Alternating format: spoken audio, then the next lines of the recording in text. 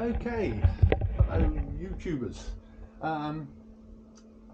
Today, this YouTube video is about a presentation I've done for the my radio amateur club, Poldhu Radio Amateur Club, and it's about this little fella here, which is the Smith chart. Now, the Smith chart is something you use to make calculations and adjustments in transmission lines and their associated circuitry. It's associated with a vector network analyzer. This is a vector network analyzer. That's a Smith chart displayed on it. So I've gone on to YouTube before, and I've seen various talks about the Smith chart. They tend to be quite formal, and they tend to be quite basic.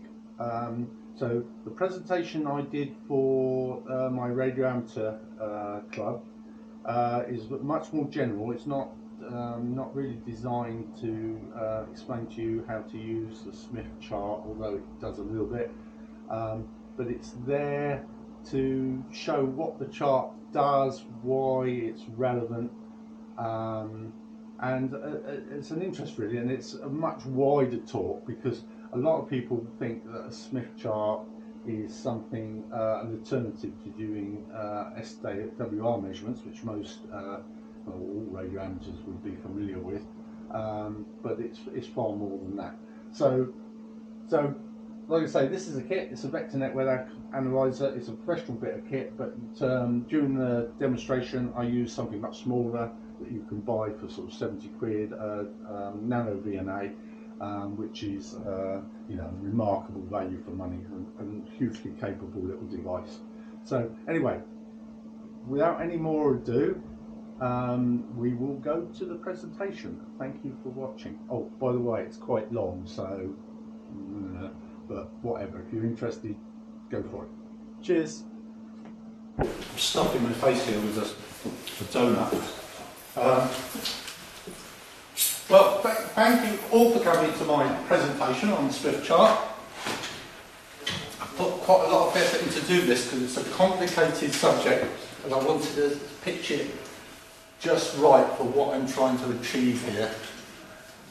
So what I'm trying to achieve is an appreciation of the Smith chart. I'm not trying to teach you all about it so you can go away and use it, although you will be able to go and use it in a limited fashion after this presentation if you haven't seen one before. But what I'm really trying to do is convey just what an amazing thing it is and what this thing is capable of if you go and investigate it further. Now, the first thing, before we get into actually going through the slides, I've got a little preamble. On the counter there, this doesn't, unfortunately, those who are watching on the Zoom, I'm not going to take advantage of this, but on the counter there, I have got some folders with slide out, so everybody in the room, I want to have a copy of each one of those slides.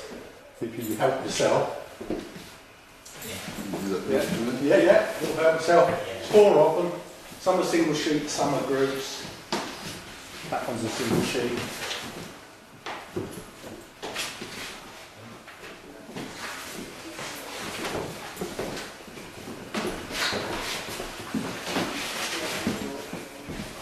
What I've done is I've made these handouts because of some of the complexities involved. I don't want to have to go through every single term that I've got written on these spreadsheets, but I do want people to be aware of those terms, so I've printed them out. If anybody online wants them, I can email a copy of the document. Again, none of this is copyright.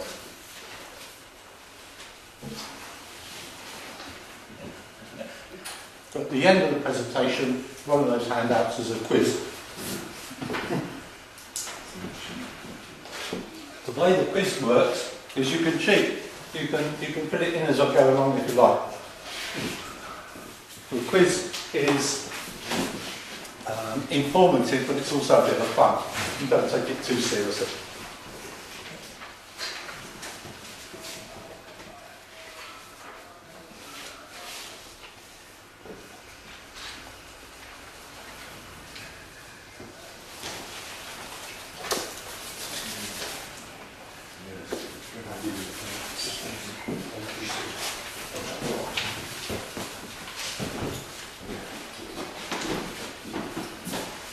How are we doing? Have you already got a copy? And we'll get a copy from there.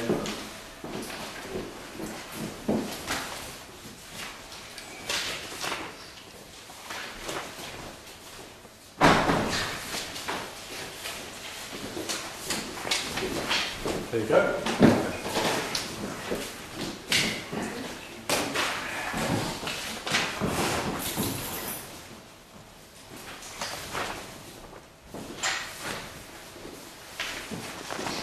Right, so for people online, what these handouts are, you've got that one, which has got some nice circles on it. You can see that.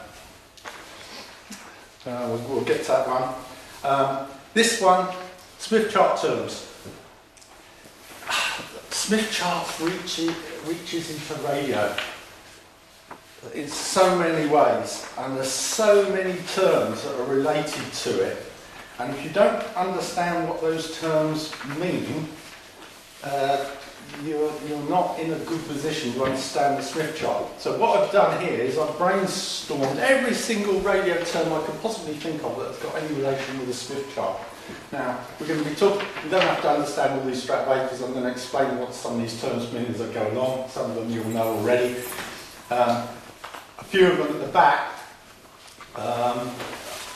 have a relationship to a Smith chart.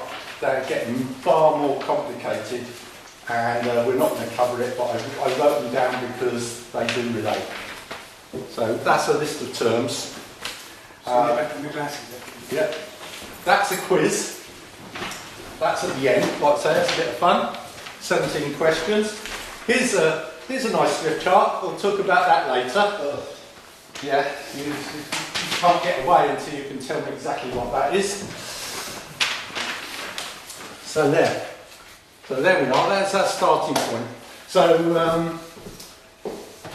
we're going to start the presentation. That was a little bit of a preamble before we go. I've got a little bit more of a preamble to go as well, and that's in respect to when I first came across the Smith chart. I did a BT apprenticeship at Goonhilly, a SATCOM's apprenticeship, and then I did, all my various courses in my apprenticeships, Radio A, B and C, City and Guilds.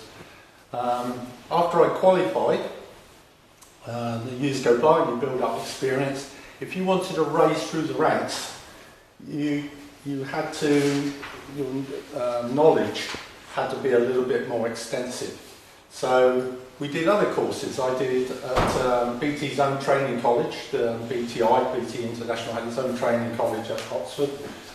And we had 3 other courses that we would do, which was the satellite course, which I worked on the satellite earth station. That was a 12-week residential course when I did it. It cost BT a fortune. They weren't very impressed if you failed that one. There was the logic course, which you could consider a kind of a computer course these days, but it went down to sort of more component level. And then there was the microwave course. Now, the microwave course is where I first came across the Smith chart. And I was scratching my head a little bit, to say the least. And there's some problems in learning Smith charts. For those among you who have come across them before, you'll kind of understand some of the things that people have problems with. And to illustrate that, that microwave course was the course of all the BT courses we did. It's the one that people failed the most often. It was a 3-week residential course. They got rather upset with you if you failed it. Didn't always get an option for a second goes, but it was the one that most commonly failed. So when I set out to do this presentation, I thought, okay, why do people failed that course, what is it that they were getting troubles with and what I was having problems with. And so I'm trying to address that to some extent in this presentation. Part of it is because it reaches into so many terms, hence the handout sheet. The other problem that people have is you have to understand what these different lines and circles all mean. If you don't, and that's just a straight memory thing, you don't have to understand all that, you just have to know. And that's a straight road remember, because if you don't remember, you're not going to be able to use it. So you've got to have some conception of the terms, you've got to understand what these lines and circles mean, and only then can you start using the chart to achieve anything. So that's my preamble. So now we'll get on and actually do the presentation. And I'm going to start with standing wave ratio. And I'm going to start with that because that ties a Smith chart to something we already know about, standing waves. When you put a radio signal down a transmission line, if the line impedance is not matched to the source, if the load impedance is not matched to the source impedance, you will get a reflection, and that will cause a standing wave on your transmission line. That standing wave, if you physically put a probe on your transmission line going down, a very sensitive voltage probe, you would actually see the peaks and troughs as you went down the line, and that's something you can actually do with a sliding line. They're available for microwave frequencies. So you get standing waves in the sea. This is when waves are coming from different directions, and you get standing waves on transmission lines. Usually because the signal's gone out as a wave, it's hit something, it's an imbalance, it's a wrong impedance, and it's bounced back. So now you've got two sets of waves coming in different directions, and they cause a standing wave. Now, as radio amateurs, what do we do about that? Well, we know it's an impedance mismatch between our source and our aerial, and what we do is we measure the extent, the magnitude of that mismatch as a ratio between the signal that went out and the signal came back, the voltage going out of the outgoing signal and the incoming signal. And what we do is we put a tuner on it, and with a combination of L's and C's we twiddle this until the scale goes down to 1.3 or less, and jobs are good. Now the great thing is you can use a V&A, which I should have mentioned, the piece of hardware that you're going to see associated with the Smith chart is a vector network analyzer. We'll talk about hardware a bit later on. And you can use a vector network analyzer in the same way as you use your SWR meter as you want. So your vector network analyzer will show you a Smith chart.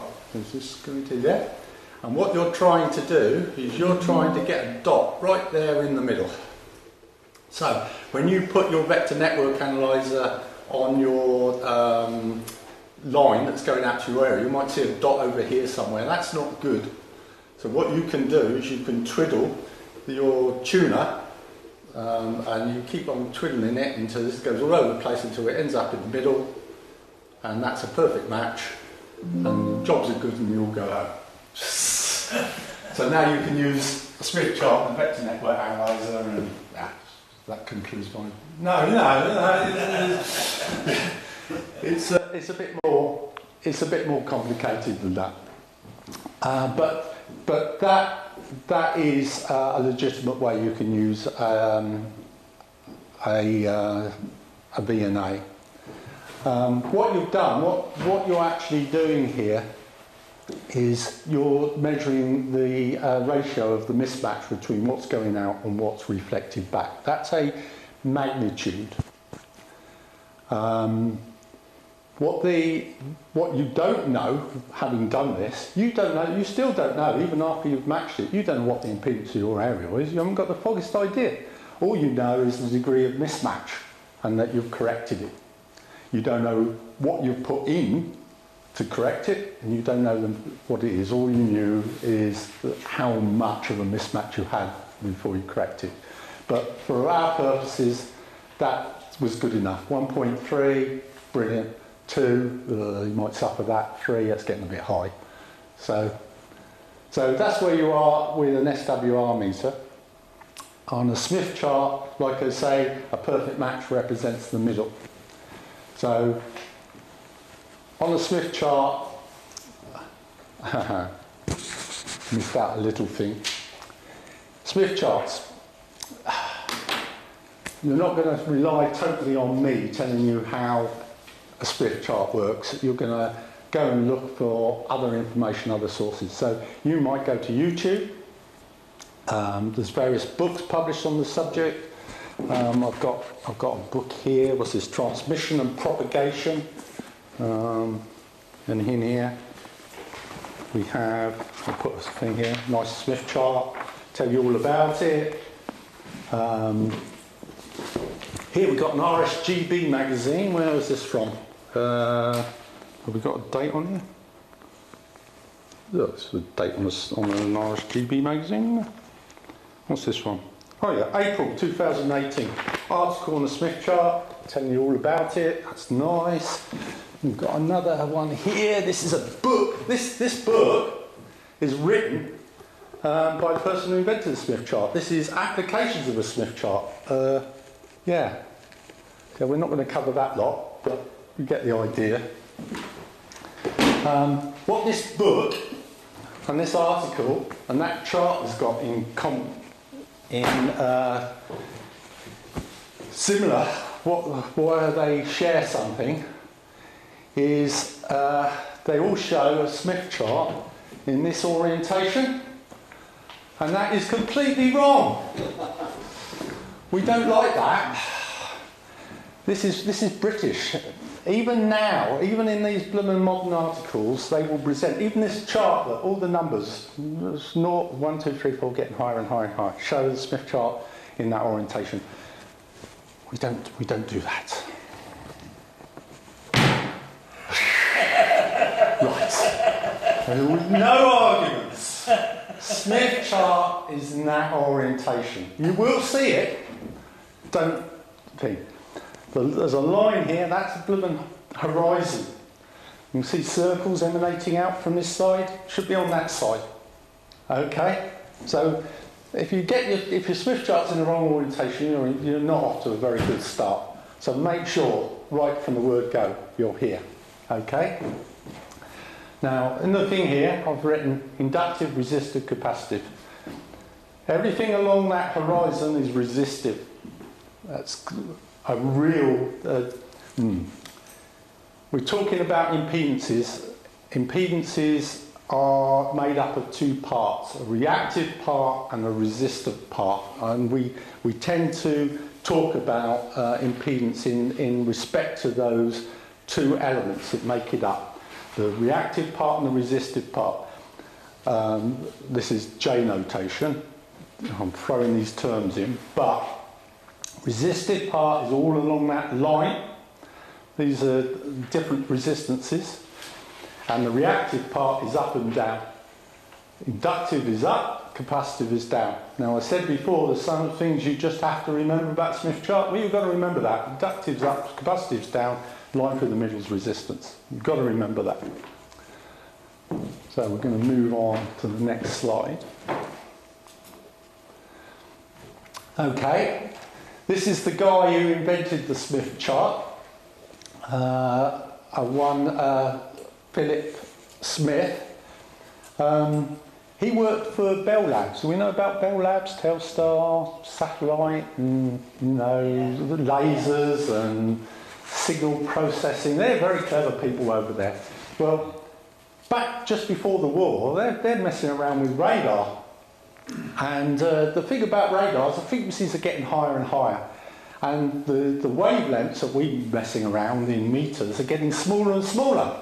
So, we're talking centimetres. Even these days, in the high frequency microwave systems, you're talking wavelengths in millimetres.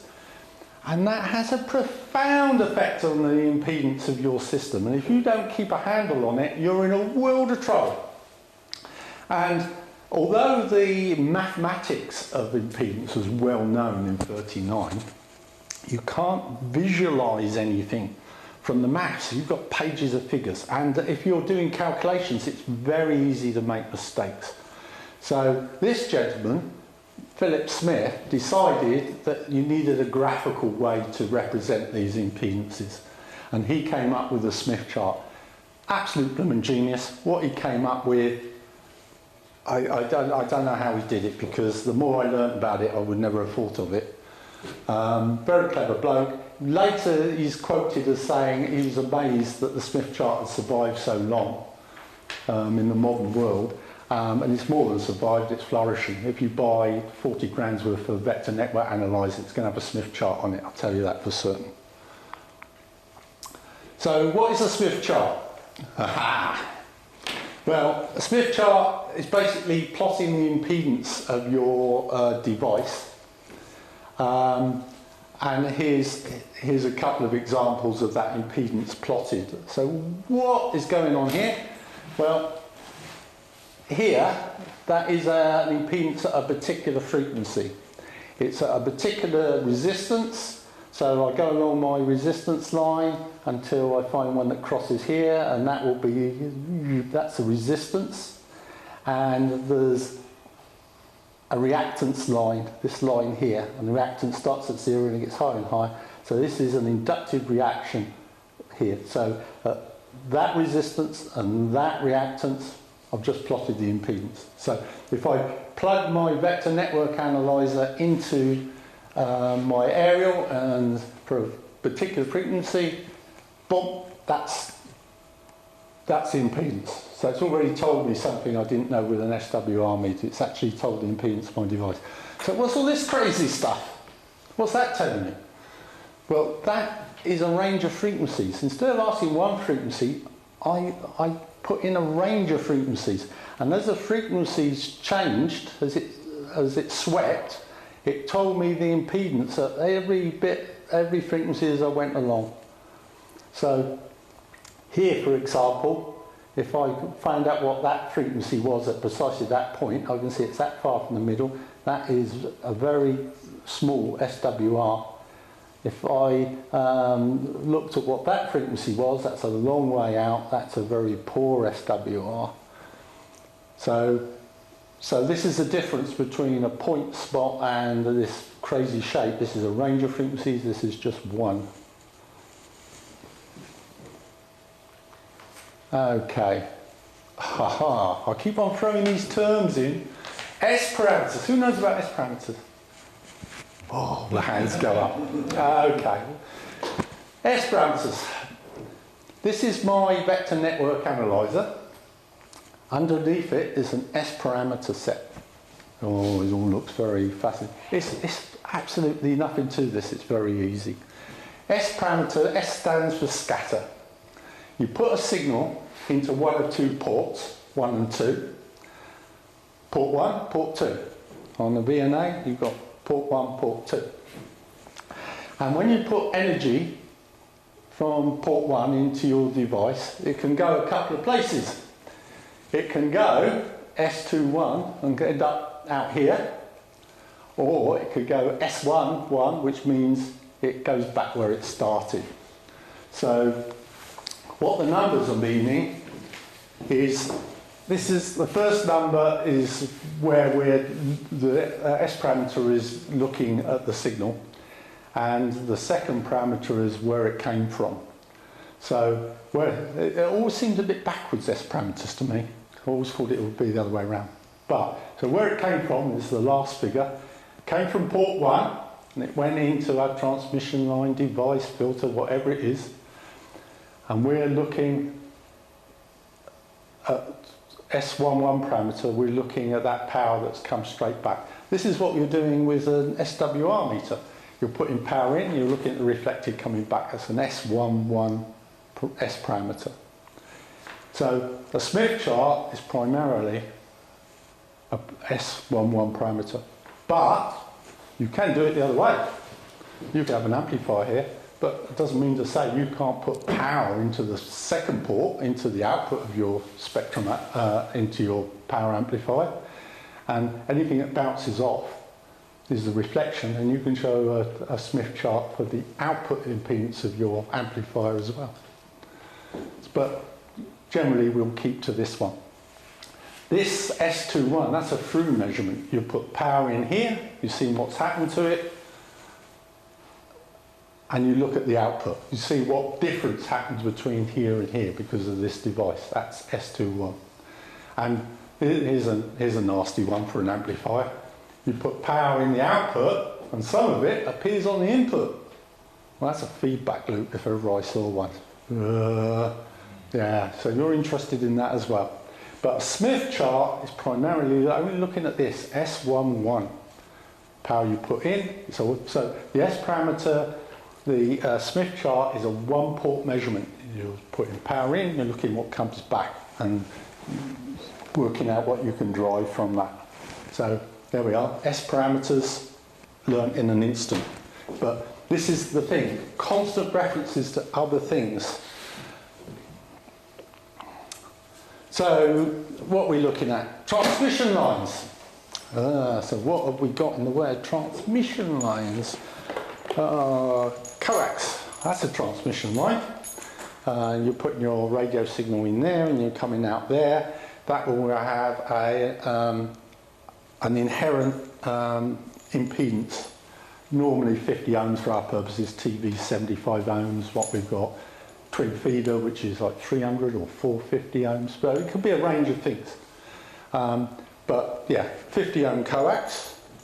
What else have we got? We've got another transmission line, waveguide. Put a signal in there, it goes through, comes out the other side. Very good for microwave. We've got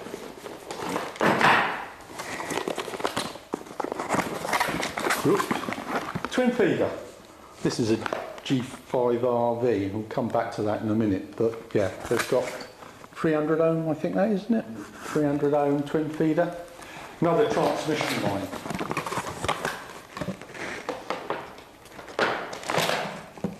What's that? That mains cable, I can't see. Yeah, that's the mains cable. So is that a transmission line? Yeah. Yeah. Yeah. Yeah. Why is that a transmission line? It transfers alternating energy from one place to another. It's an AC thing. We don't tend to think of it as a transmission line. I mean, they certainly refer to the pylons that go up and down the country as transmission lines, but we don't tend to think of it. It's because the frequency, it's only 50 hertz, a wavelength, but this frequency is thousands of kilometers. It's not a problem. But as the frequency goes up, the wavelength gets down, and now when your cables start approaching some fraction of that wavelength, that's when all manner of things happen. So yeah, it is a transmission line. And then we've got a load. So the load, you could put 50 ohm load. This is our source impedance here, and we've got our load impedance here. Ideally, we want that to be the same as that. The job's a good one. If we put an aerial on here, that may or may not be a good match. Even if it's a good match, it will only really be a good match over the frequencies it's designed to use.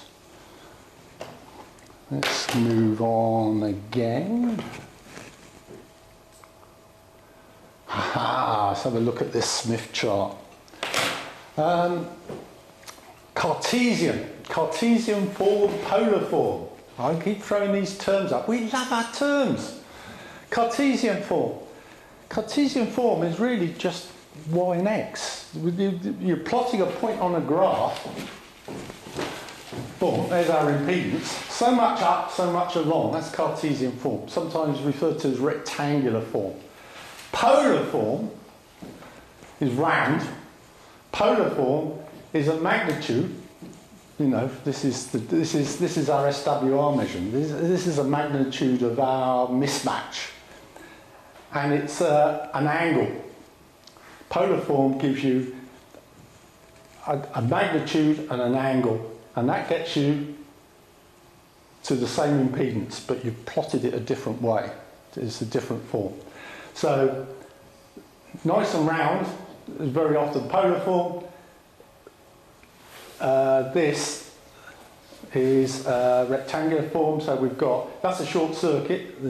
You've got zero resistance here, you've got infinity here, and this is reactive. So inductive reactance, you've got no inductive reactions here out to infinity, no inductive reaction out to infinity. So what has Mr. Smith done with his chart? Oh, horrendous, you're going to love this. He took this line and he bent it round to the other side. What the... And he's done the same thing here. What an obscure thing to do. So the reactances now, as they're going up, are going up here. Zero here, reactance higher, higher, higher, higher, higher, higher, higher.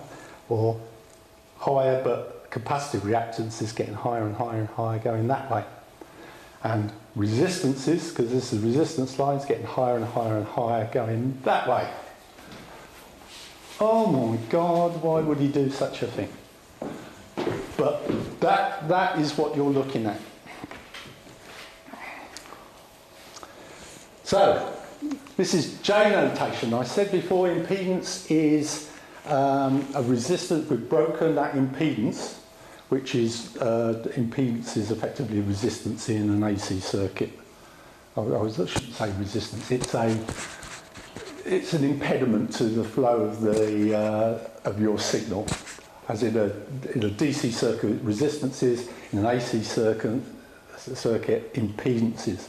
But impedance isn't just resistive, it's got a reactive component, and that we very often show that in J notation. So very simple, don't worry about the J, it's just telling you that's the reactive part. So here, it's 74, that's the resistance, and the J is the reactance. The plus means it's inductance. So plus means up, and minus means down. And here's, Z impedance equals X, which is resistance, plus Y, which is the reactance. Okay, now if you've seen this before, here's an MFJ meter, just happened to see those figures along the bottom, you might have noticed those and thought, oh, God knows what they mean. but that is your impedance. It's 74 ohms here, there's no reactance. They haven't put a plus or minus, and that's because this machine doesn't really know. It knows what reactance is, but it couldn't identify whether it was inductive or reactive.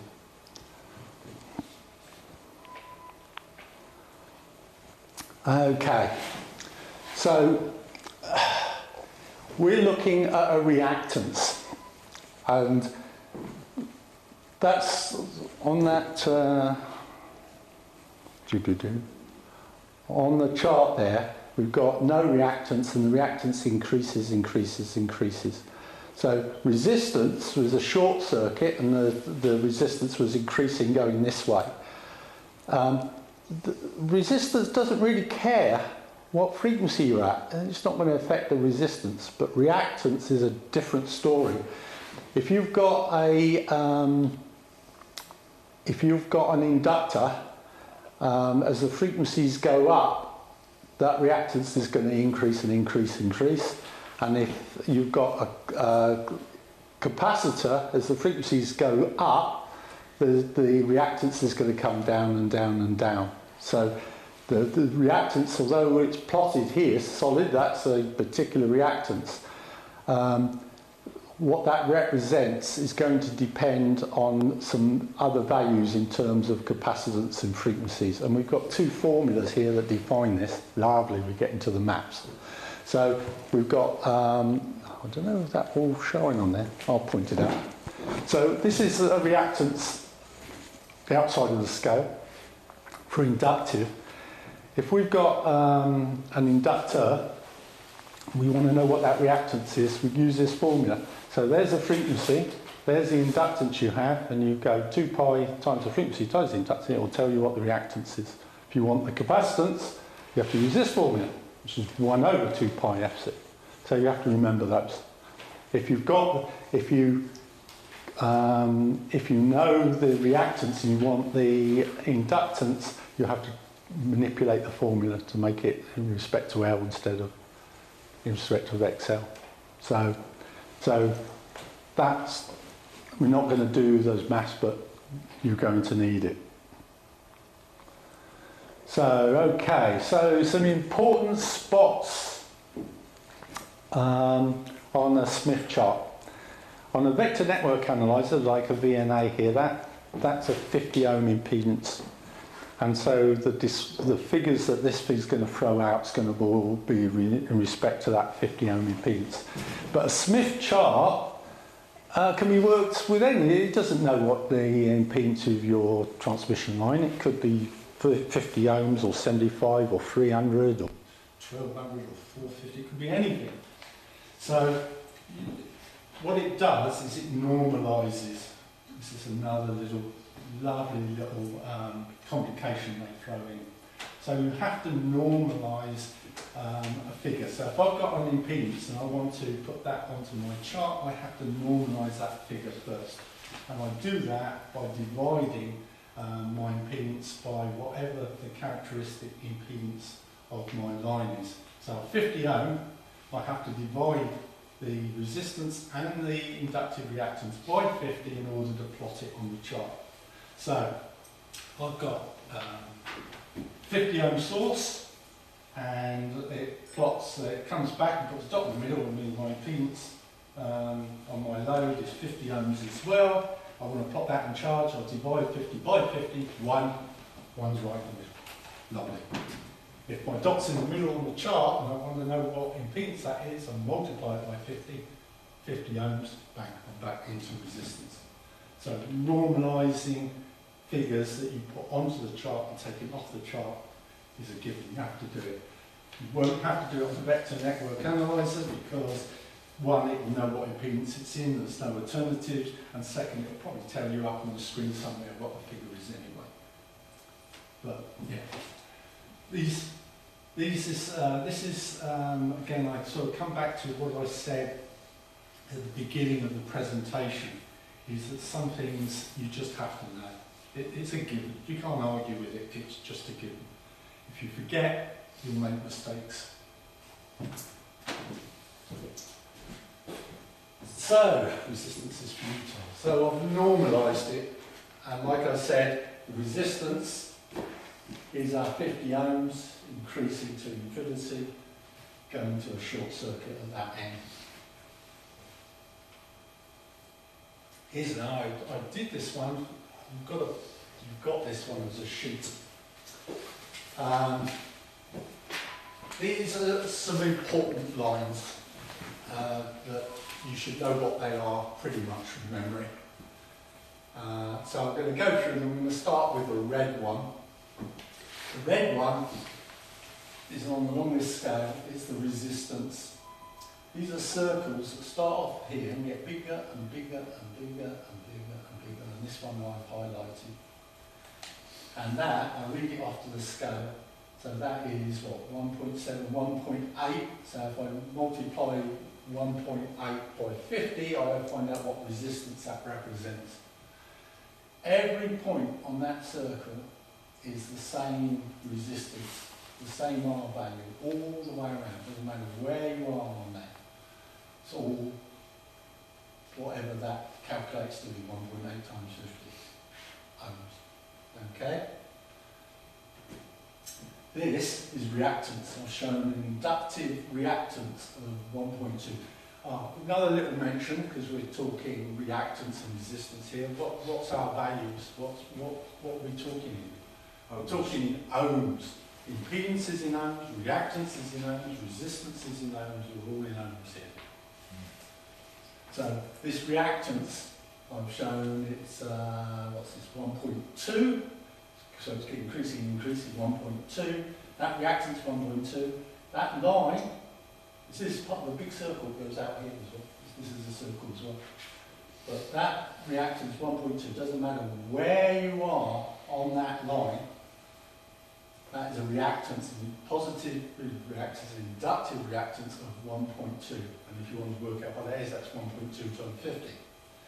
So now that line and the red line cross, and that's the impedance of our device. So if my vector network analyzer put a dot there, and I want to know what impedance is, I follow that line, read it off the chart, I follow the red line, read it off the chart, I now know R and the plus J and minus J, there's plus J in this case, so I know what the impedance is. Wonderful. Now, so that's two important ones. There's a couple of others. The black circle. What is that? Black circle is, well, it's commonly referred to an SWR circle. That's the SWR. So, if I look from the middle out to the outside, that distance is a magnitude, and that is the magnitude of my mismatch. You can write it down as a reflection coefficient, or you can write that down as an SWR. But very often below the Smith chart there'll be some scales down here, and if you get dividers to go there and cross the scale, it'll tell you what SWR that represents, and I can tell you that's an SWR of about 3.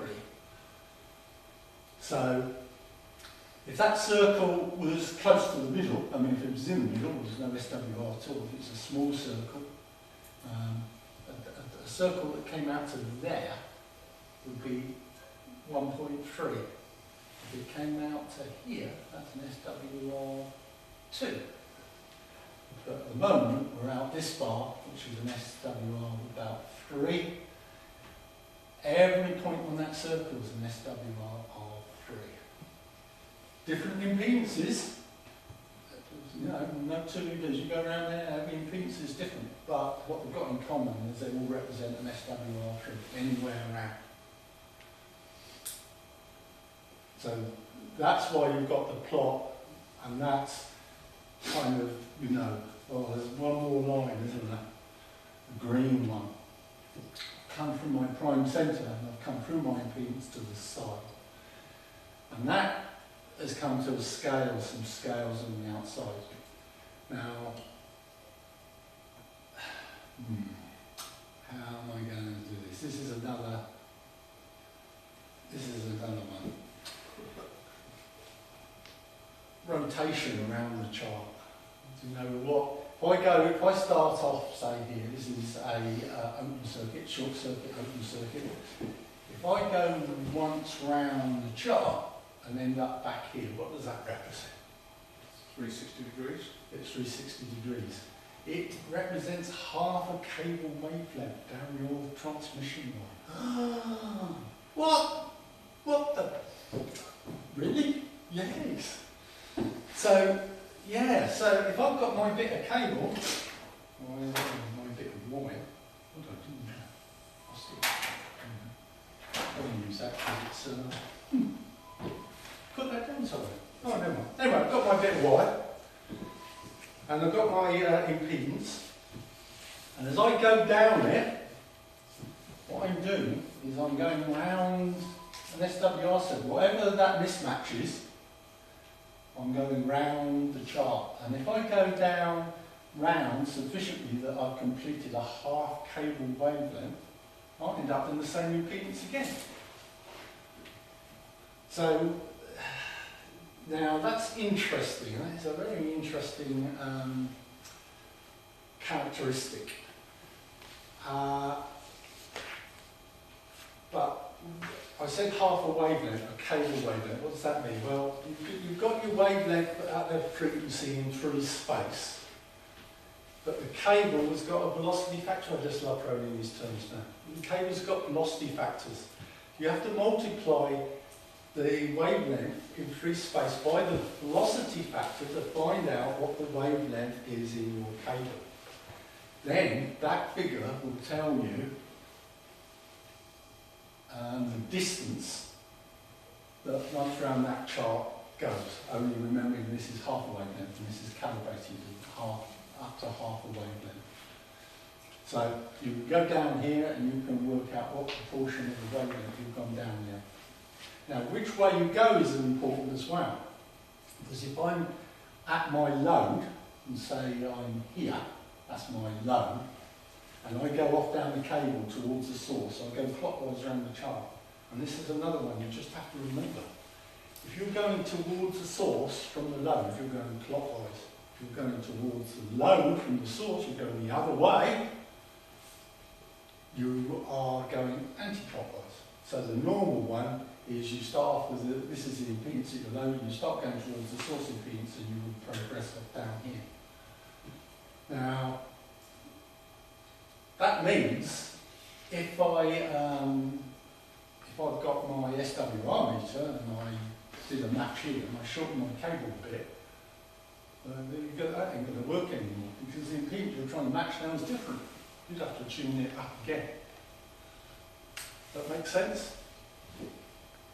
Now, this implication that your impedance changes, the SDR stays the same, but the implication that as you go down the line, the impedance changes, it's got some profound effects. So, I've got my transmitter, and I run a cable, and I plug it into my area, and I've got a good match, everything's good. And by a strange coincidence, half the wavelength is round the chart, but by strange coincidence, my transmission line to my aerial is exactly a quarter of the cable wavelength. It's exactly the other side of the chart. And what happens, my aerial now fails. It gets a bit disconnected. So now you've got an open circuit. It's over here on your transmitter. So you've got a lot of reflection. That sounds really bad, but it gets worse because what is your transmitter seeing? Is it seeing an open circuit? No! It's half a wavelength away. Sorry, it's a quarter of a wavelength away. This is a circle, this is an SWR circle, it's really high. And what your transmitter is actually seeing is that point there, and that's a short circuit. What your transmitter is actually seeing is as good as putting a short circuit straight across the output. That's going to be really good for it, isn't it? So yeah, this is why this is kind of, because we don't look at the phase, we only look at the magnitude when we're doing our things. We're not really considering the length of our lines. But we do get cropped up by it sometimes. I was talking to Cliff the other day. You've got your transmitter and you're talking into a linear amp. And you've got a nice short cable, which means you're only, going a little bit round here. But, that linear is noisy. And you don't want it there. I'm going to put it the other side of the room out and blew away. So now I'm going to put 7 or 8 foot of cable between your linear and your transmitter. Going a lot further away around. So what I've done, effectively, I've put an impedance transformer in. Any mismatch between the transmitter and the amplifier is now going to be seen in the completely opposite. And that can be a bit of a disaster. So, sometimes that is something that happens to people. They put the linear away, they put a longer linear cable, all of a sudden, yeah, but it won't tune up on 20 metres anymore. What's going on? Worked before?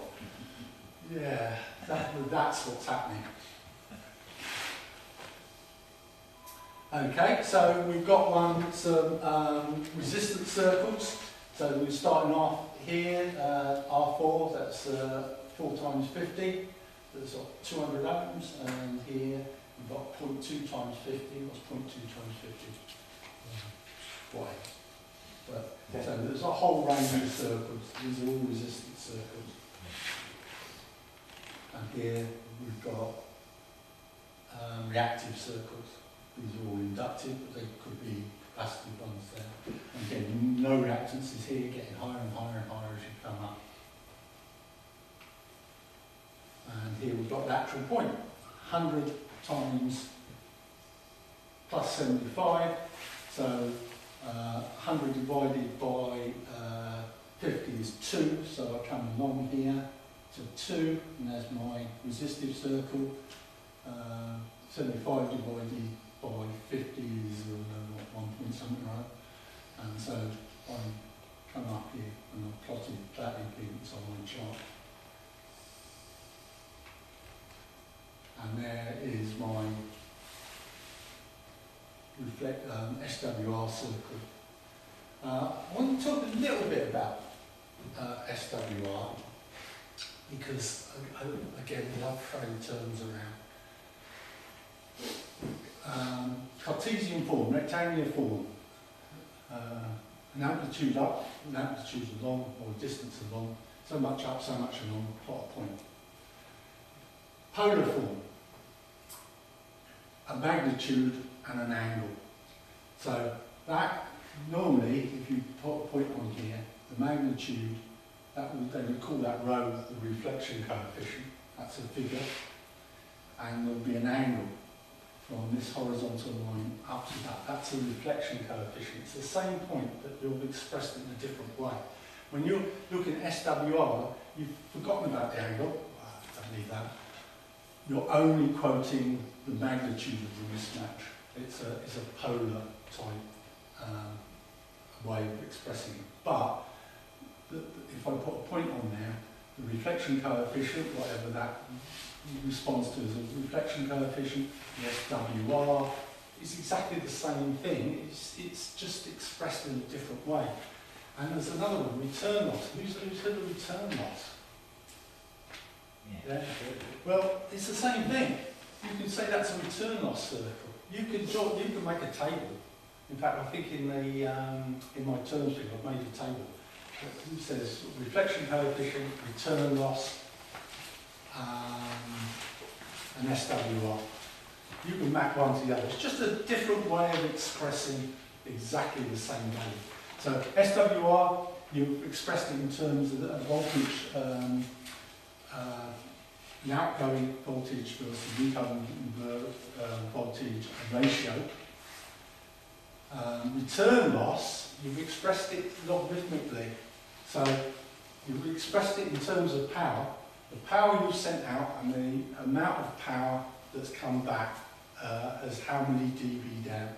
So if I've got a return loss of 3 dB, what I'm saying is half the power, you're 3 dB down, half the power I sent out comes straight back. If it was 10 dB return loss, then 1/10 of the power that I sent out has come back. If I've got a return loss of 17, that corresponds to a SWR of about 1.3. So if I was looking at test equipment of a million, I had a return loss measurement of 17, I'd go, yeah, okay, that's good. Anything better, your job's good. But it's just a different way of representing the same figure. Okay? And here, we're looking at the chart, going around the chart. So as I said, half the wavelength right round. This is going towards the generator, this is going towards the load.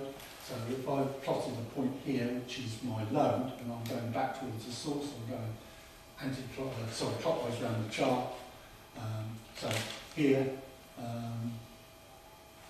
we start off here, that's quarter of a wavelength, 1 amp, 3/8, whatever. Oh, we started here, didn't we?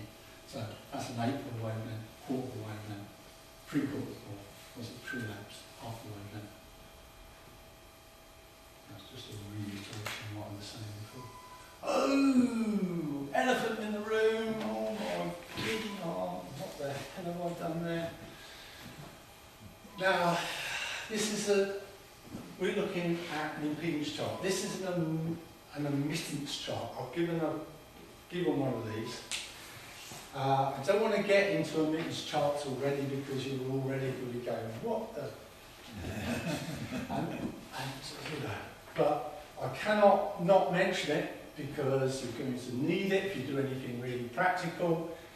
So I've got to tell you what it is. What it is we'll start off with resistance.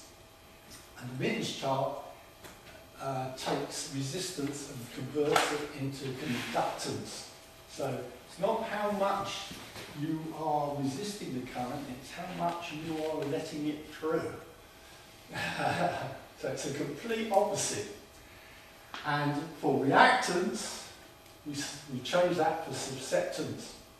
Again, the more reactive it is, the more you're resisting I shouldn't say resisting, the more you're impeding the flow of your signal. When you change the subsectance, the higher the subsectance, the more you're letting it through. It's the complete opposite. Same thing, but just looking at it in a different perspective. And you think, why would you want to do such a thing? What a hideous thing. So what I've done here is, all the red is what we saw before, is an impedance chart, and everything in blue is an admittance chart. They're two different charts. Don't think of it as one chart that's got more complicated. It's two different charts that you put on top of each other. You're either working in one or you're working on the other. And the reason we put them in the same place is because you can convert from one chart to the other. Now, I will show you how you do that in a minute, but why do we need it? And the reason we need it is because when we are trying to sort out our impedances and we start adding stubs and stuff to our transmission lines or components to our transmission lines, if we're working on a impedance chart, those elements you're adding are in series with your line. So you've broken the line and you put an inductor or a capacitor in there, or another bit of line in there, and you've broken your line and you've added this. If you're on an admittance chart and you work out like not a capacitor, well, you will work out capacitor, but you work out a subsectance plus or minus subsectance. You change that into capacitance and inductor. That capacitor and inductor will go shunt, it will go across your transmission line. And that is what you tend to do. It's much easier to put something across a transmission line than to break it. So what you tend to do, in practical terms, you're going to want to make your adjustments either across the line or a bit of both, in series and in shunt. And the moment you want to do in shunt to work out what that value is, you're going to need an admittance chart. Okay, so in terms of the SWR tuner that we are using, to do our SWR management, what that is, that's a T, where you've got a couple of capacitors in series and maybe a coil in shunt. If you wanted to work out what those values were, you're going to need the admittance chart to work out what the shunt is, certainly. Okay, I'm not going to dwell on it too much. It works more or less the same way. Inductance is still up, capacitance is still down, the sign changes. So, plus on a impedance chart, on an admittance chart, it's still inductive, but the symbol would be minus. But everything else is the same. We go around the chart the same way. You still got to normalise it. Everything else works the same way. So, okay. So I've got an impedance. I plotted it on my admittance chart, and now I want to on my impedance chart, and I want to go to the blue chart, the admittance chart. How do I do it? Very easy. Draw an SWR circle through that point and go right through the centre to the other side. That's the admittance. It's a different chart. It's the same value expressed in a different way. Remember, it's a different chart. It's the same. It represents the same thing, but expressed in a different way. So I think we'll leave admittance charts there because it's horrible. Okay, so we're going to do a stub. Let's do an example, match the impedance we're using a tuning stub. So here we've got a transmission line, a load, which is mismatched, and we're going to put a stub. You can put stubs on other things other than bits of coax and feeder. Here's a couple of stubs on the waveguide. So what are the stubs? Well, the stubs are one of two things. You can have an open stub, open circuit stub, or you can have a short circuit stub. So it can be open, it can be short, the stub can be different lengths, and it could be different distances from your impedance. So So what we've got, we've got a particular frequency. We're looking at a particular frequency. Here's the impedance of our load, and we've got the velocity factor of our cable, and we've got a characteristic impedance of 50 ohms. We've got to normalise that 150/100, so we plot it on our chart, 50/50, divided in, so now we're going to plot a normalised impedance of 3/2, and we'll plot it there. And what I've done, we've drawn those circles we've had before, so we see what resistance that is. So we plotted that, the resistance, that was the inductance, we plotted that, and we drew a line through the middle out to the reference. That's somewhere on our transmission line. Our vector network analyzer didn't really know where you were on there. It knows that's a short circuit, but it's that far, it represents that far away from the short circuit on the transmission line. So what have I done here? Now, I want to correct it. What I'm trying to do, I'm trying to get that impedance to look like there. How am I going to do that? Well, the first thing I need to do is I need it to be 50 ohm. This is not 50 ohm, this is, forget what it was, but it wasn't 50 ohm. I think it was 100 ohm, wasn't it? So, that is not a 50 ohm circle, it's 150 ohm actually, yeah. So we're on a resistance circle there of 150 ohm. So the resistance is 150 ohm, I want to be 50. So the 50 ohm circle, here's every point on that is 50 ohm. So if I'm here and I start moving off down towards the generator, down the transmission line, and I come down to there, draw a line through a point to there, guess what? That impedance now looks like 50 ohms. Oh, magic! Exactly what I want. So that's what I'm going to do. I'm going to set off from my load, I'm going to go down my transmission line, I'm going to calculate this distance using the velocity factor and the cable and the frequency to work out how far I've got to go, and then I'm going to end up there, and I've got 50 ohms. Trouble is, this has got a capacitive reactance, so the reactance get higher and higher and higher, and it is about there, 1.5, 1.6, don't want that. So that's negative 1.6. So I have got to get back to the point, and I've got to negate this negative reactance. So I can put a positive reactance in the same direction. So how am I going to do that? So I'm going to have to put this far down the line, I'm going to have to put something at this point to bring this up to that. And what that thing is going to be a positive reactance. Now I can work out what reactance, that multiply that reactance by 50, you'll come up with a figure, and I can use that formula I did to turn that into an inductance, and I can put that inductor across my line and everything's good. Well, actually, because I'm impedance, I have to put it in series with my line. But that's going to work a treat. But don't have to put an actual component. I could put a stub. I can put a stub. So forgetting about, I've got to this point, I know how far down the line is here, but I want to know what length the stub is to produce the reactance to get me to there. What I'm going to do is, I'm going to put, imagine if I put a short circuit there. If I put a short circuit on the line there, nothing much is going to go on there, isn't it?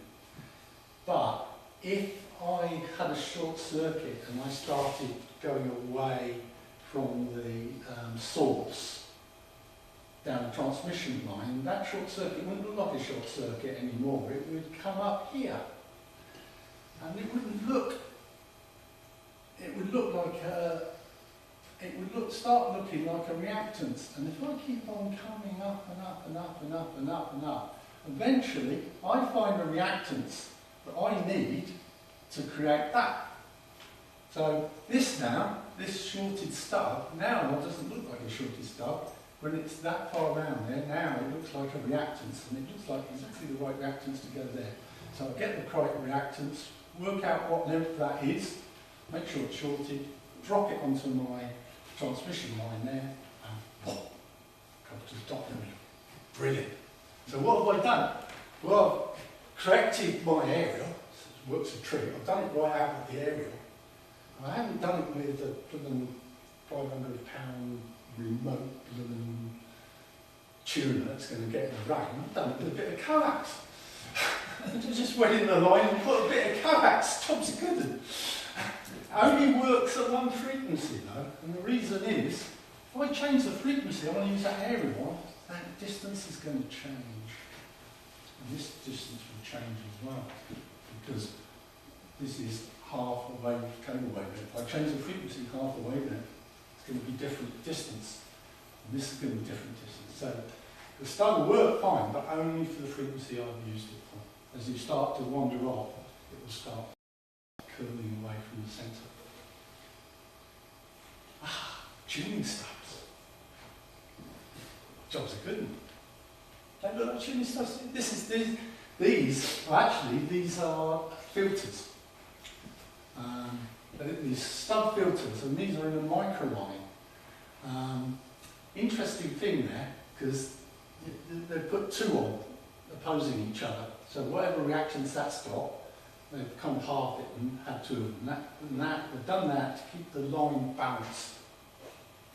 So what's important here, these are called butterfly tuners or bow tie tuners in microlines. And what's important here is the length of that and the distance between there.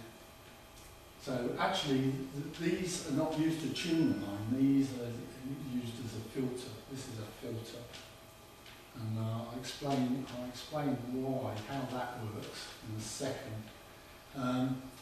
But a weird shape, because usually a stub would just be out and stop. Why have they done that? And I'll tell you why they've done it. It's because the width of this has an effect on the impedance of the transmission line. And our transmission line, we wanted a particular impedance. Now, if they make it the width of this the correct, it's going to connect a transmission line over such a broad area that it's ambiguous where it's joined. And that's bad, because you want your stub to join the transmission line at a particular distance down the line. So you want that very narrow, but they've compensated for it by making it wide and that weird shape. You know, there's a little bit of black magic going on with so they've got several. They've got filters. They've done it with 5 filters there. I'm making a duplexer for my repeater at home, and that's got several filters in them as well. You don't do it with just one. And the reason you don't do it with just one is because filters play havoc with impedance. Absolute havoc. You know, if you didn't have the filter there, whatever your transmission line is fine, you can match it up as good. But the moment you start putting stuff in there, the frequencies these are filtering, the impedance is going to go all over the shop. So you can mitigate that by spreading the work at different distances and trying to cancel out the effects of these things as they go down the line. The more you've got, the more attempts you've got at doing it. So you want a nice match, but you want it to filter what it did. So that's good. So like I say, that's a filter. We'll go back. When I did the stub, I matched the impedance there, didn't I? If I put on my transmission line, if I put a short circuit on it, nothing much would get through, would it? No, nothing yet. But if I wanted a filter, maybe I'll have a bit of transmission line as a stub that's not over here reactance. Let's go quarter of a wavelength at the frequency I'm interested in. Now that looks like an open circuit. So what happens now? If I put an open circuit across my transmission line, that's not making any difference to it, is it? Nothing. So if I put an open circuit there, that particular frequency because it now sees an open circuit, it's going to ignore it. But either side of that frequency, it's going to see a heavy reaction and move into a short. And therefore that won't go through or be heavily impaired. So that's a filter. You know, I've put a bypass filter, a bandpass filter. If I put the short in that transmission at that particular frequency, oh, that goes through easy. Everything else gets impeded to a degree. So, you know, that's stubs as filters. Other ways to correct mismatch load. So I went through an example of a filter. This is much more like the SWR meter we had. We're adding various components, a coil and a capacitor, the coil first, then capacitor first, then the coil. We've got another coil, capacitor, different combinations. This came out of that book, and it's because certain combinations, there's two components, one series and one shunt in this case, certain combinations can only compensate or correct impedance in a certain area of the chart. So this one, capacitor first, then the inductor, can only compensate for an impedance that's in this part of the chart to bring it to the middle. So where it can't, they call it a forbidden zone. So where we've got away, the way we've got away with this on your tuner for your SWR meter, you don't use two components, you're doing two at once. So, you know, here you've got, where are we? Here you've got a series component, then parallel component, and here you've got your parallel component and then your series component, and that puts a forbidden zone in different areas. So between the three components you can always tune anything. So that's another way, which is the way we do it with an SWR meter actually. So that's a Smith chart, right? But you know, I'm not going to use Smith chart. I'm going to use SWR meter because that's fine. But there's crazy stuff as well. This is crazy. This is just for interest. I mentioned we're looking at the impedance of our device. So we come out, goes into our transmission line, our aerial reflection back. That's an S11 measurement using the Smith chart. But I mentioned S22, when you put power into the output. So if you've got an amplifier or something, and you put power into the output, funny things can happen. It can affect the gain of your amplifier, the stability, the noise figure amplifier can cause all sorts of things. And the Smith chart can tell you that stuff if you're clever enough to read it. Q curves. You can put Q curves to see just how reactive, how unstable is your circuit. Here's stability. Here's this is what the Esperanto has done. It's done an output and input impedance simultaneously, and there's certain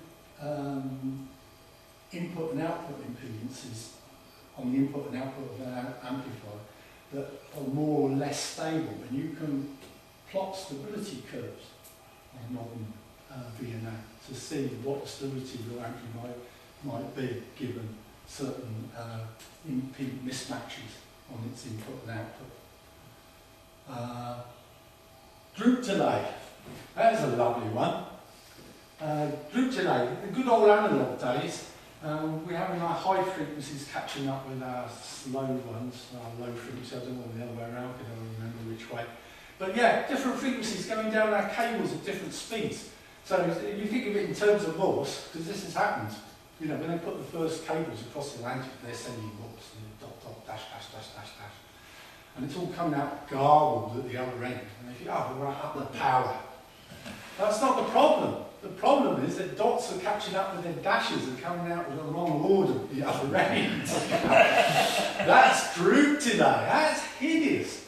But you can't you can't actually measure group delay on a Smith chart, but what you can do is you can get a good idea of whether you've got group delay going on. So I said we plot a range of frequencies. So if I plot a range of frequencies over which I'm interested in, and I just see a little line, or just a dot in the middle, that'd be great, wouldn't it? Just a dot in the middle of the screen. 50, I know that range, no problem. There's no group delay on that, that's great. But when I start seeing a line that's getting longer, that's an indication you've got some group delay. And if that line is really long and spirals all over, that is a very strong indication you've got group delay there and you might have a problem. You're not going to have we're not worried about that kind of thing at HF, but when you're into microwave and large bandwidths,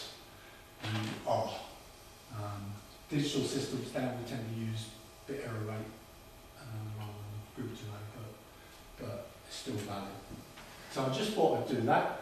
Noise circles. You've got an amplifier, and that amplifier, because it's an active device, is adding noise onto your system. And in an effort to measure how much noise, you've got a noise figure for that amplifier, rho. So what you can do is you can look at the input impedance and output impedance of your active device, and a very clever VNA can plot noise circles. So an optimum impedance for your input impedance here. So this is these lines are S11, so this is the input impedance. So this is an optimum input impedance to have minimum noise added by that amplifier. You notice it's not in the middle. It's not in the middle. It's a mismatch, but that's the optimum. And as that impedance changes, here's our centre where we normally tune for. Actually, that has got a 2.5 dB extra noise element in that amplifier. If I sorted out my impedance to be a perfect match. So when we're doing stuff, we try to get a perfect match. We don't want reflections. But if I was designing a low noise amplifier for a microwave system, I might not be worried too much about a little bit of mismatch, but I certainly want low noise in my low noise amplifier. So I might deliberately have a mismatch for power. So I've got a perfect match for noise to reduce the noise. But this is advanced stuff. But what I wanted to show is the Smith chart's capable of a lot more than just a substitute for an SWR. Okay, let's look at the hardware. So when you're going to spot this, when you're going to come across it is with a vector network analyzer. So there's a picture of my equipment at home. Isn't it great? I just love this stuff. It's great. It costs a fortune. You know, I bought one of these things, 500 meg vector network analyzer back in the 80s. It cost BT £25,000. A lot of money. My house must be up around there. And they let me play with it. Isn't that great? So this is the vector network analyzer. This is the S parameter set underneath it. So that's what we talked about. Next to it, we've got a scalar analyzer. We talked about scalar, didn't we? This could do everything that can do, almost. This is looking at the amplitude of the signal, the reflections. It's also looking at the phase. It's a phase orientated machine. You can measure it. This is a scalar analyzer. It's only looking at magnitude. Can't do phase. So this is much more like the SWR meter. Why have I got both then? Well, this is 20 gigs. So I can do a return loss measurement, because I'm just looking at the magnitude of the reflection. I can do 20 gigs. This is a really good one. This will do 6 gigs. Can't do 20. But that is a really high-end machine. Really high-end machine. What you're likely to see here is this nano VNA, remarkable little device for the money. I don't know how they do it. Do not how they do it. Very good. Doesn't, not the accuracy, hasn't got the dynamic range, hasn't got the accuracy that professional kit has obviously, but still absolutely remarkable bit of kit. So, hardware. You plug it in, you're good to go. No, you've got to calibrate it.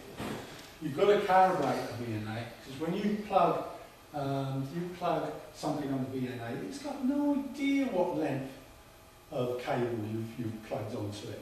And that's got implications, because if you look at the chart, at one point on your transmission line, that's open circuit. You go quarter of a wavelength, cable wavelength over here, it's like a short circuit. Well, I don't want my network analyzer showing a short circuit as an open circuit, and I do not want it as this showing as that. I don't want an impedance over here showing over here. So I've got to tell it. I've got to educate it. And I educate it with a short circuit. I tell it some things I know. I know what a short circuit is. I know what an open circuit is, and I know what a load is. And I'm going to put them on this to calibrate it. And I'm going to calibrate it at a certain place on my transmission line. I can't change that. If I start measuring from somewhere else after I've calibrated, I'm going to mess up my measurement. I'm going to start going around that chart. So I've got to decide where my reference point is, and I've got to calibrate the machine. So SALT is another we love our terms. SALT stands for short circuit, open circuit, load, and a through loss. A vector analyzer can also do the 2-1 measurement. The through loss measurement, that's nothing to do with the Swift chart. That's a through loss measurement. The Smith chart is about reflections. It isn't going to tell you what losses you've got in your cable. You have to look that up with a cable manufacturer. In fact, on the Smith chart, that measurement's assuming there's no loss in your cable. So whether your transmission line is 2 inches long or 1,000 miles long, it's assuming no loss at all. Because if you start adding the loss in as well, it's complicated enough, so it makes that assumption. It also makes the assumption your source is perfectly 50 ohms. It's not any it is what you say it is. If you say it's 50 ohms, it's 50 ohms. So we can calibrate it with the short. So we put the VNA into calibration mode. We show it short circuit, and it puts a. I'm pushing the button. Push the wrong button. I didn't mean to do that.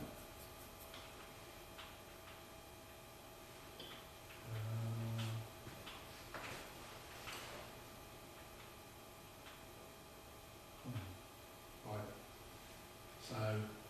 So what I'm going to do is I'm going to put a short circuit at the point I want to do my measurements. I'm going to put a short circuit on my network analyzer, and it's going to put a dot there, and it knows where it is. I'm going to put an open circuit, it's going to put a dot there, it knows where it is, and I'm going to put a termination, 50 ohms in our case, there, and it's going to know where that is. So now, having calibrated it, if I put my area on, and it puts a dot over here, that is the actual impedance at that point on the transmission line when I'm doing my measurements. So that calibration is important. There's various devices, you get them as SMAs, is one that they will combine in one lump. And here we've got short circuit, open circuit. You buy these things. Practical demonstration. That's easy to believe, isn't it? I've got a VNA, that's that screen down there. That squeak there is a short line, that's the frequencies over which I'm interested. That's UHF frequencies, it's drawn on this line. Should be in the middle. My VNA is wandered a bit, should be calibrated in the middle, but it's a bit off, because I've got a load on there at the moment. But, what I want to do with it, I'm interested in an aerial, which I've got here. You know, I'm doing a repeater at home. I'm doing this repeater. Now I've set my heart on using this as the aerial for it. I've got to drag this out of the old box. It's completely uncharacterised. But this is what I'm going to use for my new 1,000 pound repeater. And I'm going to cable tie this to the top of the mast, and it's going to be great. So yeah, but I don't know much about it. So yeah, we've got to make sure this works, don't we? So I'm going to put this on my Nano V9, and we'll see what we shall see.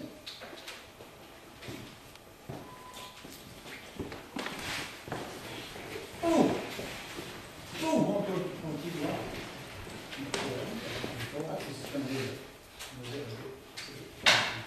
Oh, yeah, okay. There we are. I put it on. You see that line? So the line is a range of frequencies. My transmitter on my repeater is the green dot there. Yay! It's not in the middle, is it? Wow. It's not in the middle. It's right off the side there. It should be in the middle. And even over the range of frequencies I'm interested in, that's not looking very good. If I drew out from the middle there and then map that down, this has got to be an SWR3, maybe around 3. Not very good. But I've set my heart on this area, I'm going to bloody use it one way or the other. So what am I going to do? Well, I'm going to look at my impedance there, and I'm going to come round towards the generator from my area, round what would be a circle about the middle, until I hit this line, which is the 50 ohm line, through my prime impedance, one I want. So I come down this lane, I just happen to have a line here, and I come down here to this point, and that corresponds to there. So now I've moved that impedance to there. So at that point, the impedance is going to be there. Still not right though, because we need to come up. So I need to come up. So I've got to put some inductance in here now to get up. And I work out what inductance I need by going across the top of the scale. From short circuit, it looks like inductive as you go around, and I pick the right inductance, find out the right length, stick it in there, and the job should be a good one. Let's do it. This is like Blue Peter. Should have worked it out before. And this is flaky as hell, so whether this is going to work or not is a good question.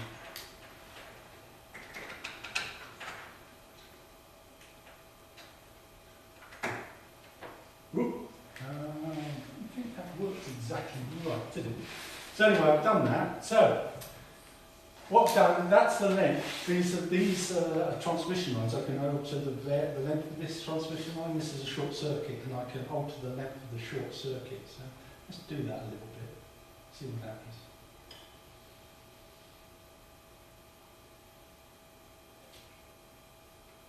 See if I can do it again.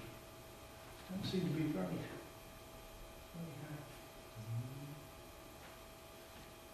This might fail. I had trouble with this before, it moves itself. But you can see the impedance is changing as I'm looking down the different lengths. See, what I'm supposed to do is calculate it, and what I'm actually doing is I'm trying to do it through trial and error, like you would do an SWR meter with the things.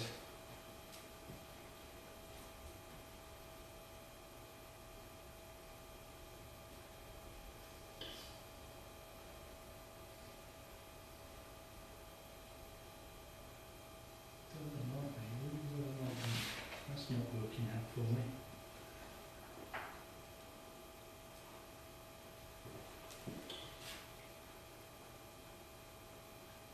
See, this is rotating and changing the length of the line. I think we're going to fail here. And I'm not going to spend a huge amount of time doing this. Because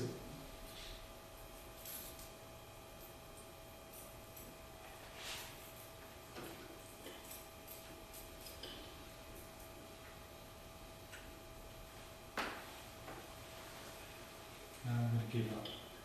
But I've got a problem here because I've only got a range here that I can use and a range on there. Well, I have got a backup plan that shows it better anyway. Online tools.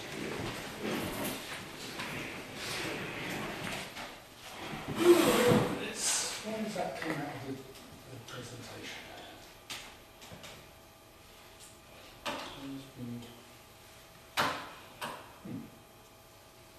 Okay.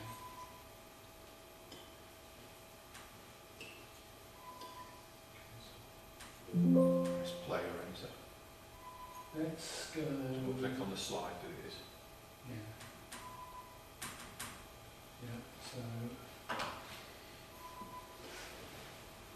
On current slide. Oh, okay. On current slide. Okay. So, like I say, when you learn about Smith chart, you can look at books, there's articles, magazines, there's YouTube videos, but there's online tools as well. This one's called Online Smith Chart. It's quite a good one. I'm going to just go Control Tab, we'll go Street Tab. So here we are. That's Online Smith Chart. So you can play around with this. It's all free. Just go to Online Smith Chart and you can find this program. So here's the Smith chart with our impedance in the middle, our source impedance in the middle. Here's a representation of what we're looking at. There's our black box. That's our device we're trying to test. Our source is on the right-hand side here, pointing into that. And that black box, we've got to define what it is. At the moment, you can see it's 50 ohms. Ooh. Okay, it was 50 ohms. I'm going to change that. I'm going to make it something different. Why is that gone like that? We'll come back to that in a minute. We'll give it a positive reaction of 100. Ooh, 100. 1, 0, 0. Thank you. And this as well.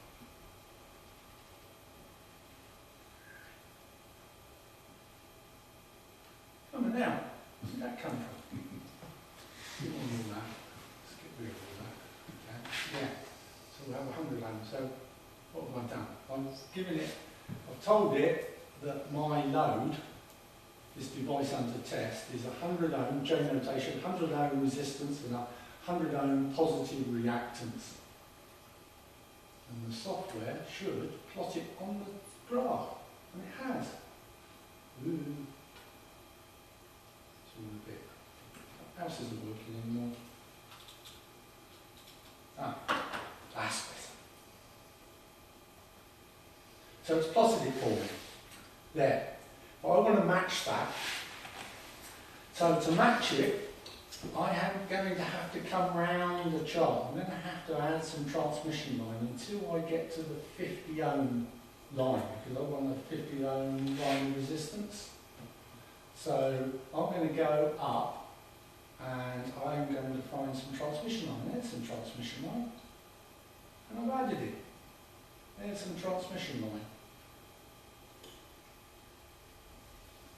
Okay, and that transmission line is 1 millimetre long. That's not too much, is it? So let's make it a bit longer. Let's make it 20 millimetre. Ooh. So we want to come back to the 50. We've gone a bit too far, haven't we? Let's go 18 millimetre. I haven't checked the frequency I'm working at yet. Let's go a bit smaller. Let's go 16 millimetre.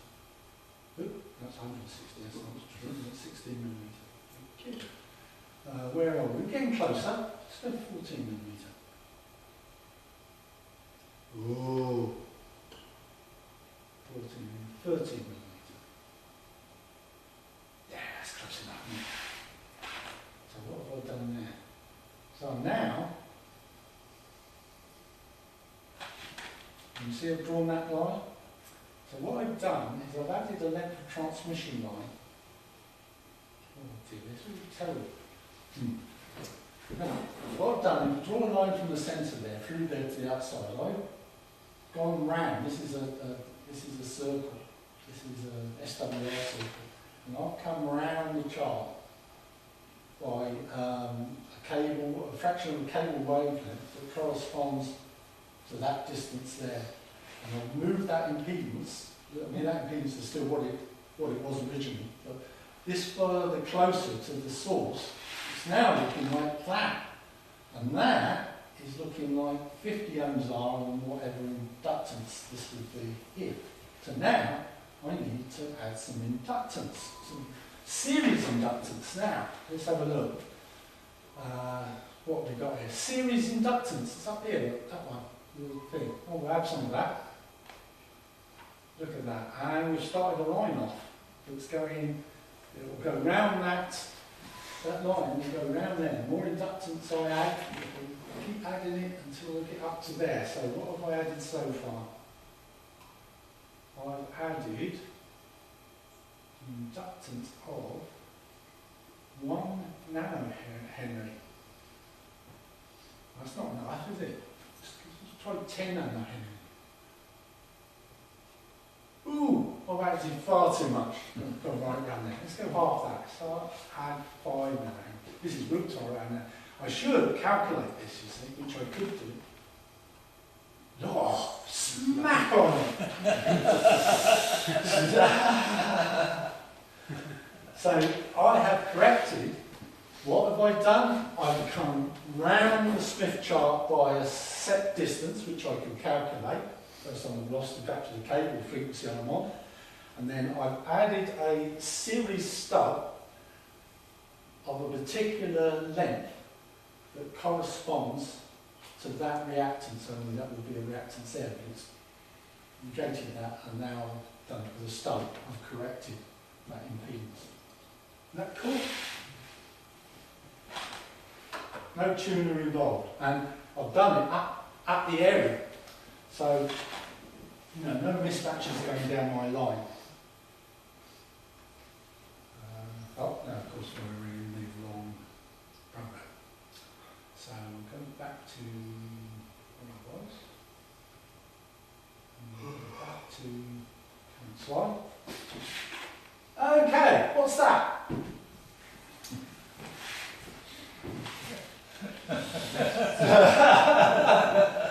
You know, people Smith charts, that's old hat, it's old hat, nobody uses it anymore.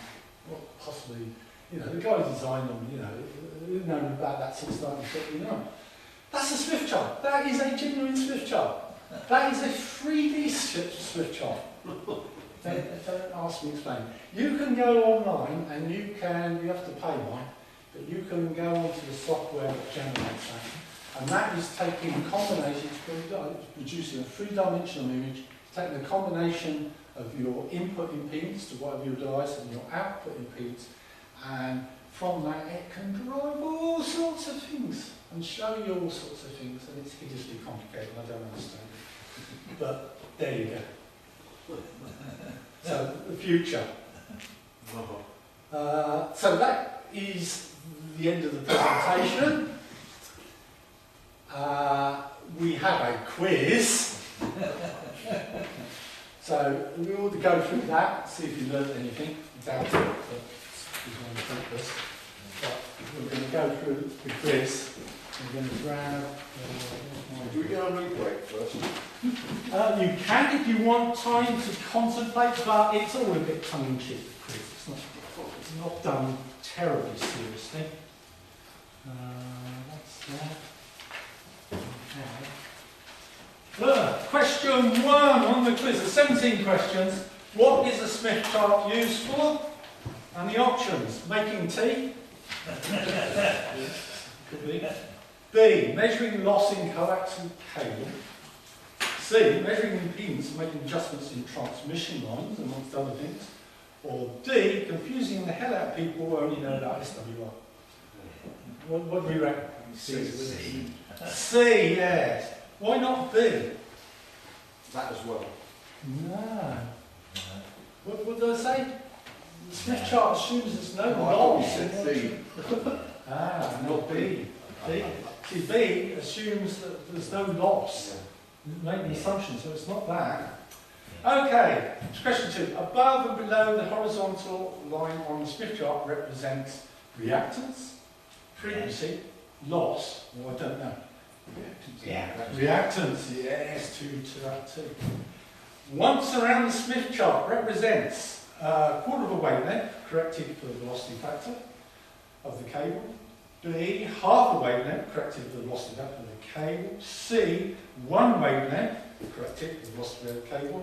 D, half a wavelength but not specifically wavelength, but specifically wavelength in free space. Mark cable wavelength. C, Which one? B. B. B, yeah, it's half a wavelength, but you have to correct for the velocity cable, the velocity factor of the cable. Resistance circles can be found in various diameters centered in the middle of the chart, in various diameters touching the infinite resistance edge of the chart.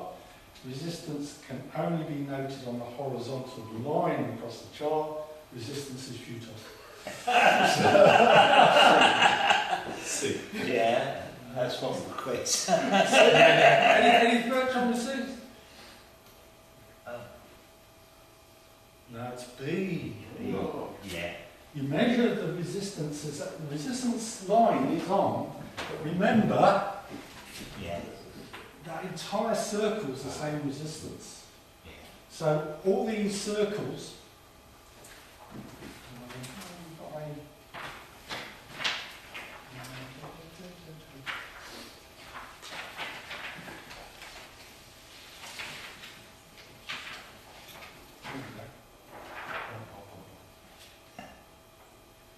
can use my chart though. Let's see if we can find who. Should hold that there because we should. Ah, right. It's going to annoy me now. A minute. Here we go. Oh, oh, here we go. Here we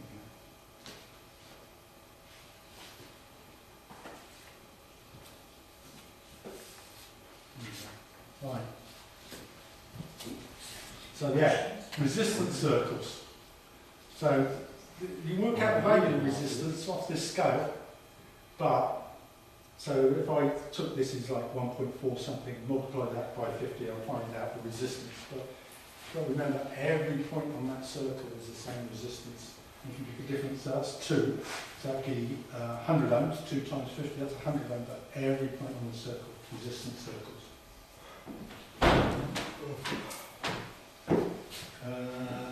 That's good. What did I do? Put my chart down. What did I do? I'm crazy. I put things down. I lose them. Oh, See the visitors. where did I put my question sheet down? You go right, cracking up. Losing the plot. Oh, okay, then.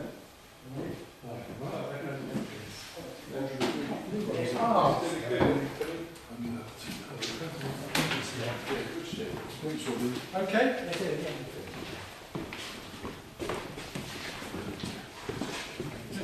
Okay. So yeah. So question 5. Which of the following can describe reflections in a transmission line? Okay. SWR. Yeah. Return loss. Yes. Reflection coefficient. Yes. All of the above. Yeah. Yes. Yeah. All of the above. Yeah. Everybody happy with that? Yeah. Transmission line stubs can only be a series stub in a twin feeder. Can only be used on coaxial feeders. Shunt or series stubs can be used for all types of feeder, though certain configurations are difficult and unusual. Yes. And transmission line stubs have little practical value. C. Yes. And you're doing really well, aren't you? Smith charts are no longer used only for training purposes, only on a nano VNA, only really for purposes to make calculations using paper charts over complicated mathematics, not so much used as paper charts these days, but very much standard on VNA analysis. I'd say C. Only really for purposes to make calculations using paper charts over rather complicated mathematics. D. D? No, it's D.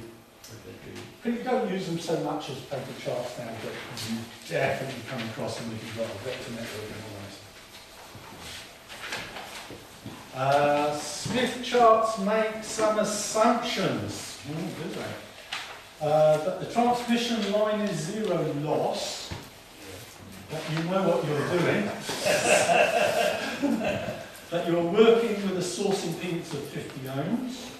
That changes in length of your transmission line is irrelevant having calibrated your equipment. Which one are you going to go for on that one? Yeah. Yeah, the transmission has zero loss. Which statement below is true? The resistance part aspect of the impedance is real. The reactive part of the impedance is imaginary. Smith charts related to S parameters S11 and S22 on the port device. Yeah, Smith charts are related to the S parameters S11 and S22 on the two-port device. D, all of the above. Yeah, you're doing too well. You made these questions more difficult. Good teacher. J notation. A description of complex impedance. J notation. A description of complex impedance in rectangular form. An impedance that can be plotted on a Smith chart. A notation describing the effects of R, C and L on the impedance of a circuit load or line. D, all of the above. Yeah, it's all of the above. Come on, what are you all doing? Cartesian form. Oh, I thought it's Cartesian. A concept thought up by the Romans. Nothing to do with the Smith chart. A different type of representation to a polar diagram. The complete opposite of that represented by XY coordinates or J notation. C. Yeah, good. Why would I want to use a Smith chart? Well, because it can plot the impedance for a range of frequencies on a convenient chart, because I can use it dynamically in the same way I tune up my antenna for SWR using a tuner, because it gives me a better understanding of the characteristics of an antenna load, including SWR, all of the above. All of the above, yeah. We like all of the above, don't we? Yeah, okay. Rotating around the Smith chart. Clockwise moves towards the source. Anti-clockwise moves towards the generator. If your transmission line is matched, then the impedance is identical anywhere down the line, all of the above.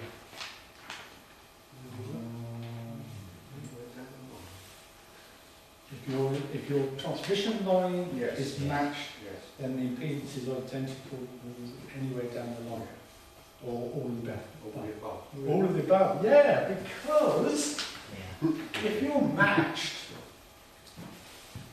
right there in the middle, what the hell difference is it going to make if you rotate? It's still going to be there right in the middle, isn't it?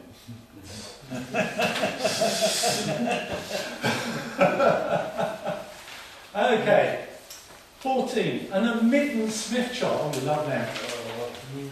Primarily used when shunt rather than series inductive and capacitive components are added to a transmission line. Inductance is still at the top of the chart, capacitive below. J notation as susceptance symbols are reversed, plus for capacitive and minus for inductive, all of the above. All of the above, again. I'm going to catch you out in a minute. Now, XL equals 2 pi FL, XC equals 1 over 2 pi FC. A. Equations to determine reactance for a given frequency for an L or a C that could be plotted on the Smith chart. B. The imaginary component is a complex impedance that's also the second term in the J notation form of the impedance. C. Impedances transferred to and from the Smith chart must be converted in respect to them being normalised on the chart. All of the above. All of the above again, what am I doing? So what does Y equal G plus JB refer? It's the admittance version of the impedance. Z equals R plus JX. Yeah. It's all gobbledygook to me. Don't know, don't care, all of the above. That's the one on the card. I'll take A and D. And the last one. I never want to see another Smith chart in my life. ignorance is bliss. You've tried doing this in maths. SWR measurements are good enough for me. All of the above. All the above.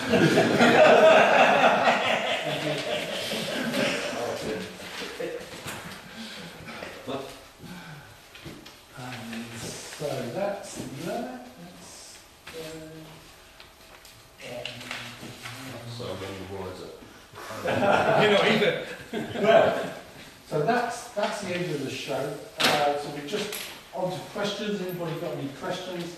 Like I say, it's not intended to teach you how to use a Swift chart and go away and that. I really just wanted to get an appreciation of some of the subtleties.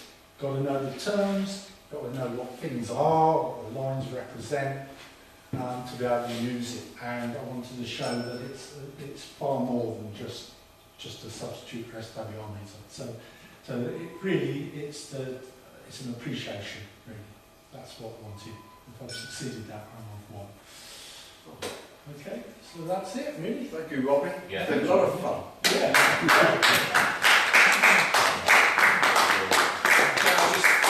Some comments from the Zoom Yes. group who are watching.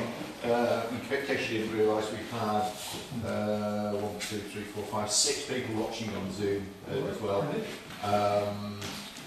It pretty much received pretty well. Some of the text is a little bit small, which we'll have to work on, of course, but the visuals and the sound was fine.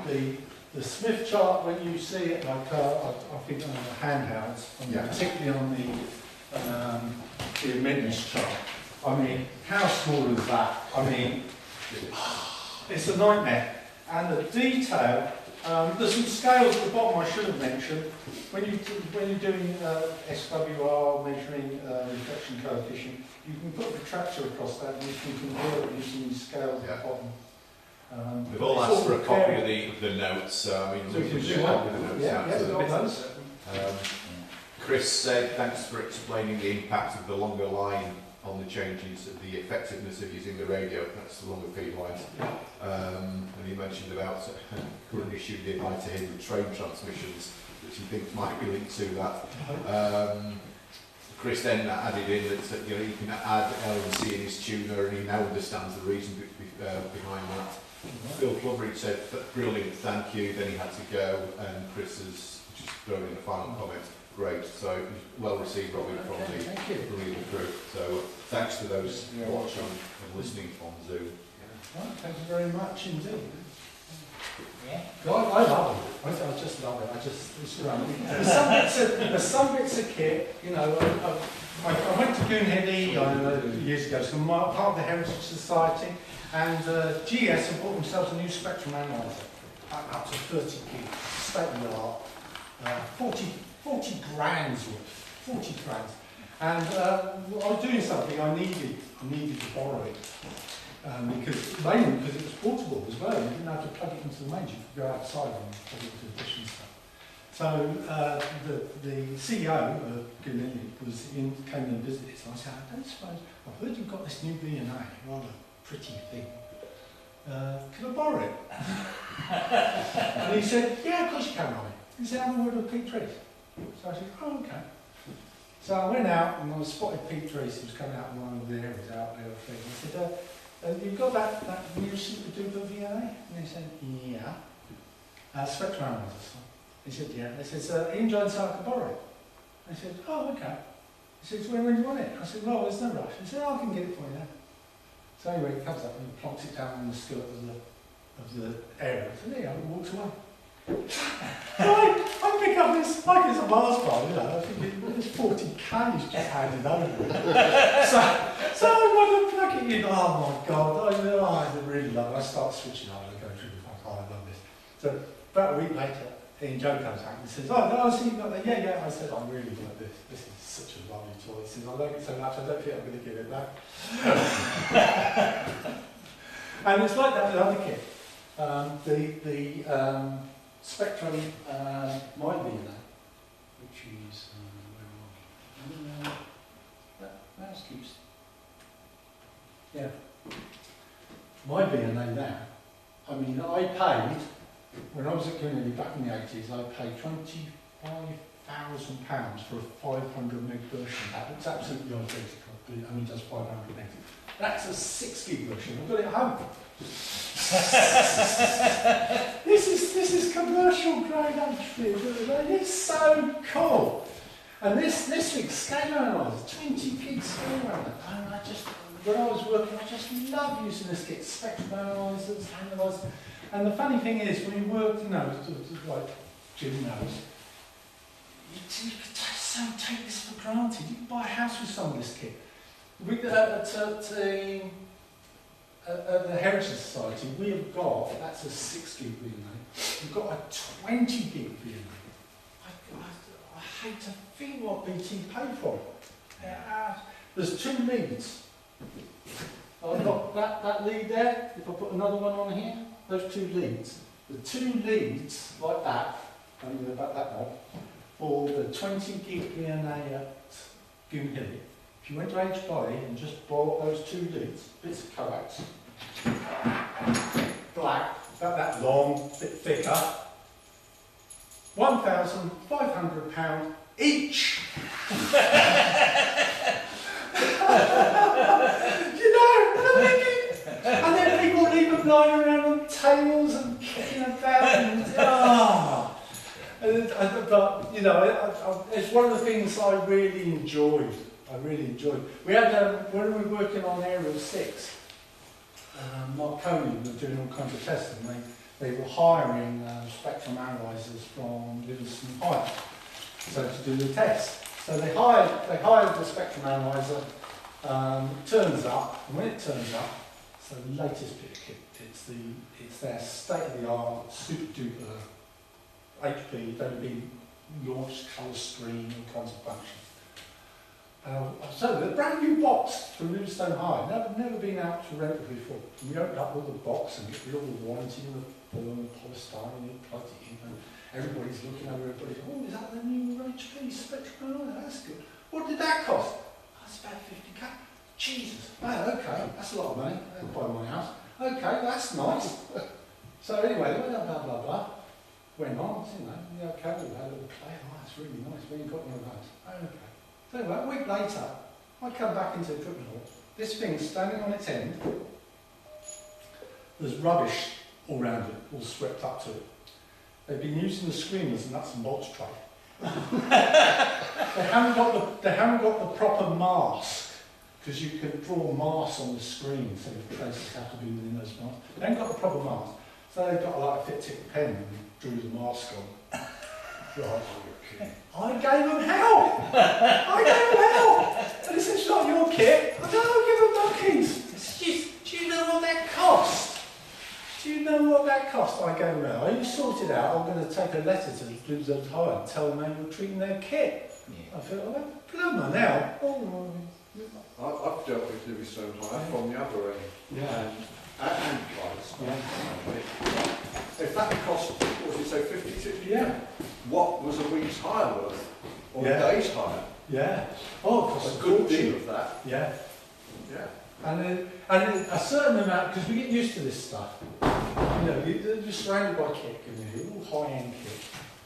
And you just get used to it. People throw it in the back of vans and they've got a job to do over here. They'll stick one of those in the back of a van and bounce around and get there and they'll bounce it off the doors, they're running through the thing. And, you know, you just think, ugh! Same with motor trade. Yeah. You know, they get so expensive and just it's abused. And like you say, use nuts and bolt trades and nobody cares about anything anymore. But I just go, and you know, I got an opportunity. My mate Paul Bickney got me, because it's still expensive. It costs a lot of money. Paul sourced that one for me. I still pay over £1,000 for it, but that's cheap. So you've got a roller for a few quid? I've got a... Effectively. Yeah, well, I'm using it, you know, applications. I'm setting up this repeater, and that repeater's got a duplexer in it. Duplexer's got 9 cavities altogether. There's 3 for transmit and 6 cavities on the receiver. Now those cavities, as you tune them up, I'm using the same area for the transmit as the receiver, so I'm trying to keep isolation. I don't want to be transmitting into the receiver. So I'm looking for isolation 95, 100 dB of isolation between the transmitter and the receiver through that duplexer. So I'm using this to achieve that. But that's not the end of it. You know, you want a good impedance match. The transmitter's got to see 50 ohms, the aerial's got to see 50 ohms, the receiver's got to see 50 ohms. And as you go tweaking these cavities to tune out your transmitter from your receiver, playing absolutely havoc with impedance. It's causing chaos. And having tuned it all up nice, if you alter the length of the wire between one cavity and another just by 10 mil or something, you'll mess it all up. So you can't really set it up properly unless you've got a VNA. And a nano VNA won't do that. It hasn't got the dynamic range. If you've got a conundrum like that, Robin, is there computer-aided software around for you to design that kind of thing, let's say, so it will tell you what components you need for all part of that system? It's the length of those leads, changing them by millimetres. Yes, I'm saying, you know, is there a software available? Yeah, I mean, the one I showed you, modelling software. yeah, you can model it, but it's black art. It's setting up filters. Filters plays havoc with impedance. And we had satellite filters, or we used to have something we made cable equalisers. When you run a cable across site, the losses in that cable change. They change with frequency, and you're sending a lot of bandwidth. So you have to correct that. And you do that with a filter. You put amplifier in there to take out the loss of the cable that's going across site, and you put a filter that emphasis pre-emphasis. You change the slope to make it flat as it fits out the other end. Well, filters create imperfections in impedance, and that's disaster. So what we had to do is we had to correct the impedance, and you had to tune the filter, and you had to make sure the gain was right, it's all flat. And so there's multiple filters that you have to adjust. And people have trouble with that. Not everybody can do it. Waveguide filters was the same, isn't it? Some people could do it because they've got the patience and they've got it kind of in their heads what they're trying to achieve. Other people, satellite filters were the worst. There was so many stages. But I just loved it. I just thrived on it. You know, you just, this is good. This is defying me. I'm just going to... And so the cable equalisers, we used to make these things. We had a lot of problems with the product for the reasons I just said that we had to sort. And we used to send them off to Madley and London Teleport, and they used to try and use them to get the losses and slopes out of their cables, and they couldn't set them up. They used to come back and say, oh, this doesn't seem to be working properly. They couldn't set them up. So what they used to do, I would say, they'd order one, and I'd say, okay, can you tell me what cable you're equalising, how long the cable is? So they would tell me that, and I'd look up the spec. I knew the slope of the cable, I knew how long it was, I knew how much attenuation was going to be in it. I would preset the equaliser up, send it to them, they plug it straight in. They loved it. And they were buying them all over the place. Oh, they loved that. They thought, that's a good one. And I liked it as well, because I liked doing it. But it's good. Yeah, a lot of fun. It's a lot of fun. Thanks, Robin. Well, one other thing, there's one thing I didn't put out, which I should have done. We were talking about transmission lines, waveguide and stuff. But there's another one here. Here's a bit of transmission line. Because we're trying to balance impedances, a bit of transmission line, you've got an aerial on the end. Well, waveguide, your transmission line actually turns into waveguide components. So we've got a coupler, waveguide coupler, we've got some waveguide transitions. They're impedance transformers in themselves. And then this is a circulator, which is another microwave device. All of these things can affect impedance in that line. So you go in there, you come out of there, and you need the vector network analyzer and make sure you don't mess things up. If you've got filters, like those notch filters, and I like a waveguide cavity filter, that's a cavity filter, like I use for my duplexer. I'd say that the frequency that's tuned to, that will play havoc with your impede, absolute nightmare. So you need to, SWR is not going to hack it. You need to see what it's doing to correct for it. That's a nice desk ornament, actually. Yeah, that's a cavity. Precision made, silver plated, would you be? Yeah. Really nice. So what's inside it? Just a hole. Cavity. It's a hole. Yeah, it's a hole. It's got a hole with a stud in the middle. This one, there's tuning studs there, you tune it. Go and have a look at the ones in our DMR out Yeah. there. At some point. We don't touch it. Well, there are mechanical filters of volume and dimensions absolutely critical. So if you warm them up, you're going to change the frequency response of those filters. And like I say, if you change the length, you could, in there you've got several cables connected, if you change the length of those cables, you will mess them up. This must be fun up in space. Yeah. Well, yeah. So like the darkness in it. Well, I'm thinking guys on the space station up there, you know, when they were first setting all that up, they must have to take this into account. Yeah. Well, you have to protect. You have to protect. always those work monsters. first, Simon. Well, that's what I'm thinking. You'd have to do a bit tweaking. You got better at it. It all gets. Mr. Smith, who came up with the chart, he designed it because as the frequencies get higher, it all gets critical. You imagine if your cable wavelengths on your transmission lines are just centimetres long, you change the length of something 1 millimetre, that's going to have an effect on the impedance on that transmission line. If it's any mismatch on it, it will transform it and change it. And so, it's a nightmare. And now, when you're talking 75 gigs, 100 gigs, you're talking millimetres, the wavelengths in millimetres. Any change, anything's going to bung you up. At those wavelengths, I appreciate where they're used, but how would those wavelengths behave in this environment, for instance? Because we talk about using different Wi-Fi frequencies. Some are better for bandwidth and some are better for getting through, for not having so much loss through an object. So, what's the kind of attenuation going to get through solids? Well, your transmission line's got to be carefully designed so it's got its characteristic impedance. That's what you're trying to keep along. So, on twin feeder, it's the distance between your wires, the diameter of your wires. Coax, again, the nature of the core, the air core, so the dielectrics are important, the gaps are important. These all affect the impedance of the cable. On the waveguide, it's the dimensions of the guide more directly. Bigger guide, lower frequency.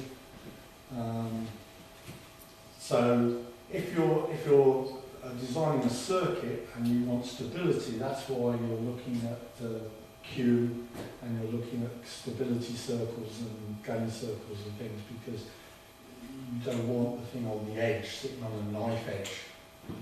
You see it on tuning, you tune up an inductive loop. How much you just tweak that off a bit and then it goes to shit. Because it's highly unstable. It's a knife edge. Whereas if you tune up onto a nice long 80-metre dipole.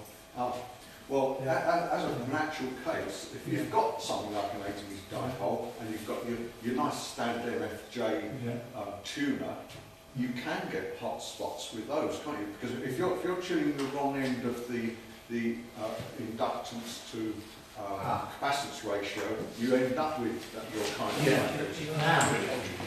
Now your components you're using, if you're looking at coils and capacitors, the capacitors are great. That's very, very good quality. Coils, or a coil of wire, it's got resistance. You can't get away from it. There's resistance in there. And if you're in part of the impedance range, the voltages are low and the currents are high, and that's going through your inductor, there's going to be losses. That inductor's going to get warm. And that's a problem. Well, one of the worst cases you hear of is someone who says they've got an 80-metre dipole or smaller, and they're saying, oh, but my tuner can tune that to 160 metres, no problem. Yeah, well, you're going to cook the tuner. Yeah. Well, the more reactive Yeah. the thing, the harder your tuner is working to correct it, and it's the bigger the mismatches. Well, you're going to start having more fun with 1 kilowatt amps, aren't they? Yeah. You're getting very, very high current spots in antennas. They will be, and those, you know, and it's not the capacitor so much, although, you know, there's even capacitors, the equity ones are all right, but there's like a ripple cycle, a duty cycle on capacitors. It's important. They can get hot. Like you get motor capacitors that go across induction motors, they can stand tremendously high ripple currents because they're designed to withstand it. But that's on our tuners. It's not generally the capacitors that we have problems with. It's inductors getting more. Not because they're inductors, but because of their resistance. That's where the current is. So, isn't it? Yeah. Yeah. Okay. Yeah, cup of tea on the go. Yeah, that's a sliding short circuit. How much are those? 70 quid. Oh, they're just a few. Yeah, because I have got a little VNA, but it's actually straight to the I've got a little